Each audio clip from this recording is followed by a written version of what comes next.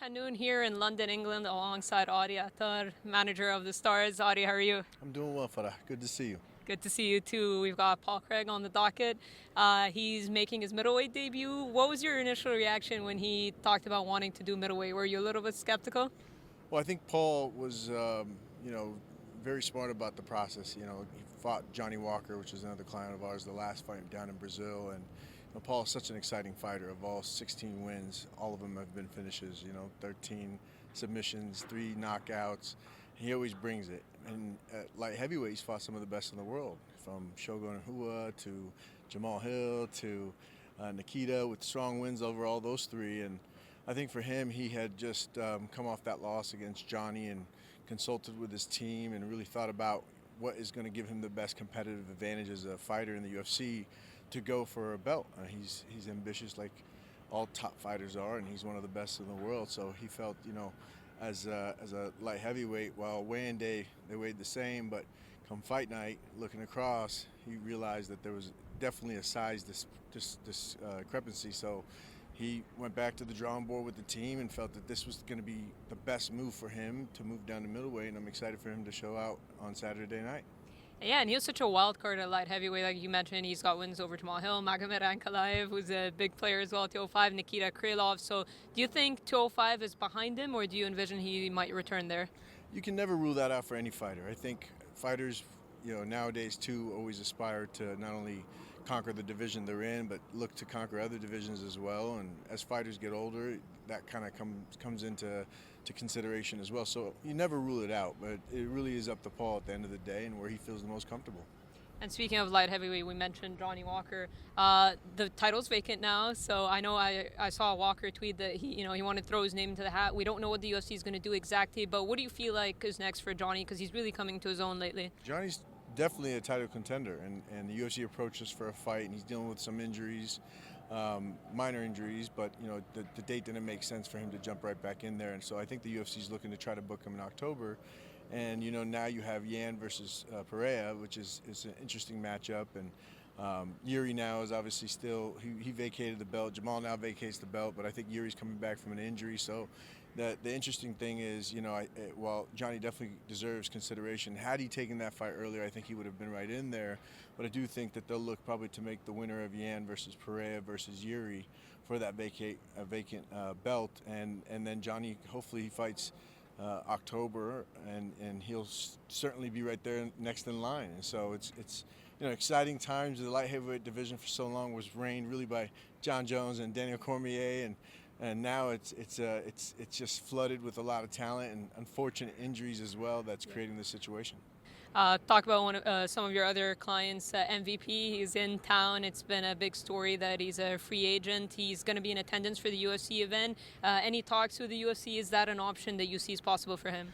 Yeah, we've been just sitting back, and obviously with the announcement this week, now everybody's calling us and everybody's interested, and not shutting the door on Bellator. He loves Bellator. It's where he started. He's homegrown. But he wanted to test out what his market value is. I think he's not only a veteran, but one of the superstars in the sport, and certainly speaking to the UFC and every other promotion as well. So we're going to explore all options, and Michael will make the best decision in terms of what he wants to do this next chapter of his career. And I know he loves to box. He obviously comes from a kickboxing background, and that's something he said he might, when I spoke to him, keep his time busy with in terms of boxing. So what kind of boxing do you think we could see him in, though? We see a lot of the celebrity stuff. We see the Jake Paul stuff. I know Jake Paul's starting to fight better competition. But what kind of boxing do you envision MVP in? Well, he's actually boxed professionally. He's also fought a bare knuckle fight as well against Mike Perry, and so he's explored the different forms of combat sports and martial arts, and so I think it's all about the opportunity. So right now I think we're just talking to everybody, seeing what the opportunities look like, and then going back to the drawing board, analyzing all the different opportunities and going from there. I think if you go one route, it may mean one thing. If you go down another route, it may mean another, as it relates to all the other opportunities like boxing and any other combat sport. So right now there's just no commitment. And it's just, it's exciting times for Michael, and I love to see the buzz just being here in London. Everybody's asking about him, from media to fighters, and so I like that. I think he deserves it. He's again, not only veteran in the sport, but one of the best in the sport and a superstar. And so entertaining, so much fun to watch, not only performing as a martial artist, but also just his personality and when he talks. So I'm really excited about what's ahead for Michael. Yeah, and wanted to ask you about Conor McGregor. We're seeing the Ultimate Fighter play out. Do you have kind of an update on him? Because I know he's not back in the USADA testing program yet. So how is this going to work, do you feel? Like, is there going to be an exemption potentially? Have you guys spoken to USADA at all? Listen, one of the things everybody forgets, Conor McGregor was the most tested athlete when he was competing, and we're going about things the right way. We're in active discussions with the UFC. We've spoken to USADA. We're going to do things the right way, and that's all I'll say about that. And the thing about Conor McGregor is people will speculate and stories run wild that are 9 times out of 10 very inaccurate and false. So that's all I'll say about that. But certainly he's looking for a comeback in 2024, and obviously the Ultimate Fighter was fun to film. We saw Big Rico get a fight, so avoided a sweep, which is great. And Conor took a card. Conor took a card on the rookies and the newcomers, and that was something that, you know, he doesn't regret. Ultimately, those young guys have an amazing experience now under their belt.